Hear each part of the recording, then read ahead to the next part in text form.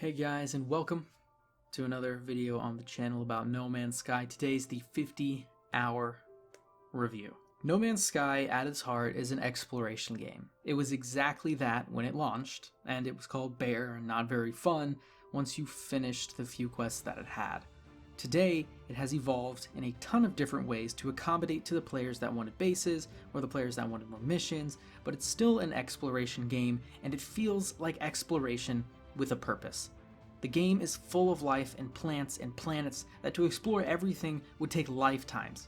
It's a really cool game at heart that frankly I don't believe gets enough attention. It doesn't get the attention it deserves.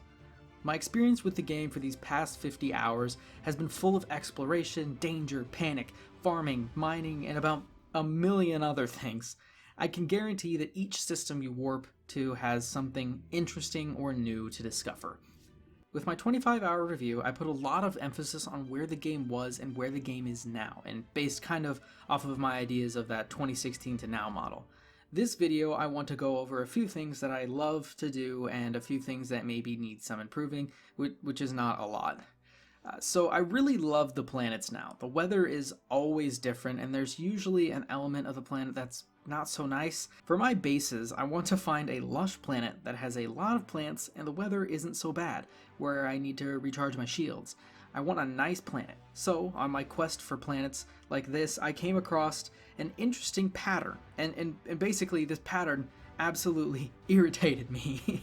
The damn weather was always like heat waves or boiling monsoons. I really could not find a planet that was nice to me all the time instead of just periodically.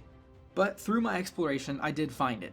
The most serene planet ever that I now call home on my by the hour videos. It never storms, the weather at all times puts no burden on my shields, and I'm conveniently placed next to a large water area, so I have access to land and sea vehicles to roam around and explore at my leisure. It's perfect. The Sentinels don't care about me, and rarely spawn, and when they do, they actually ride off into the sunset over the water, never to be seen again. My point being that throughout all of the chaos I found on the planets, I was able to find one that did not want to kill me. I only have to worry about my plants, and that's it. Speaking of that, which brings me to my next topic, I also love the farming. It is honestly perfect now with the additions of biodomes. I never have to go around a planet during a radioactive storm harvesting gamma root, and I also don't have to mine carbon for the rest of my life. I just pop the plant into the biodome, and I reap the rewards whenever I want. It is absolutely perfect. I do enjoy farming outside as well because I can just plop them down wherever, but now I can literally live on my perfect planet and farm all of the components to make the super expensive items. I basically have a money factory that I will use to buy my ships and frigates later on. The animals on the planets are really, really cool. Not only do I have massive creatures that can be seen for miles walking around the planet's surface, I can actually go underwater and find a bunch of new animals that are unique to the water. Each planet has a variation of animals that makes each visit interesting, and I also enjoy that on hostile worlds, I'm constantly attacked by meat-hungry creatures. I want to feel unwelcomed on planets like that, because there are tons of valuable resources. I want to feel like Indiana Jones exploring a death-trapped cavern to make it to the end and find something super valuable to sell. Some planets, I literally cannot catch a break from the creatures, and it kind of gets on my nerve, but the planet is horribly radiated, and the Sentinels want to kill me at all times. You know, it makes the experience that much more immersive in my opinion. I enjoy the missions that I'm able to take on at the space stations for the guilds.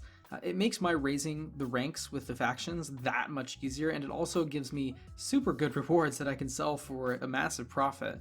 Before this, I remember the only way to really raise the aliens factions was to kind of learn words from their language stones or to give them gifts. This way is a lot more fun and has me doing some busy work around, but not to mention that when I do level up even further, I will be able to take on some even more dangerous quests that could mean death if I'm not careful with the ranking system, some I don't have access to quite yet. The game feels really good in the amount of content that it brings. The grind is always worth it because it means that your dream base comes true or you have the best ship in the galaxy. I haven't really played with the freighters all that much, so I'm still learning in that aspect, but most of the game I have experienced at least a small portion of, so I'm very content where I'm at, and I honestly can't wait to add on another 50 hours of gameplay. I literally don't know where I will be next in the next 50 hours. Like, I don't know. Like, it's so far away and there's so much game. Now to talk about the one issue that I have with this game, and it's basically the game's own fault for having this. It's literally the game's own fault. It's too damn big. I'm serious. The game is so big, and the lack of load screens when entering and exiting planets is a bit bogged down. Some things don't load in correctly or right away, so sometimes the planets feel kind of like a pain entering and exiting them. I'm running the game on the Xbox One X, and I can tell that the only time that I'm bogging down is entering and exiting planets. Otherwise, I really haven't had any issues with frame rate. I know if I was using a computer with like an i9, I wouldn't have any problems, but I want to play it on the Xbox, so here I am. With a smaller machine like the original Xbox or the PS4, you are going to definitely run into problems with frame rate drops at those points. They're not huge problems though. It's not like the lag breaks the game or freezes it. It just gets to a point where you're like, please don't do this. I just want to run into a planet for a quick resource run. I love this game, and that may make me biased for this review because I love the game. I'm going to give it a great rating. Well, I'm not going to rate the game because I don't think I have to. If you enjoyed anything that I said about this game and want to kind of dive in, be my guest. It's a super fun and chill experience that will take you on a journey you probably have never gone on before.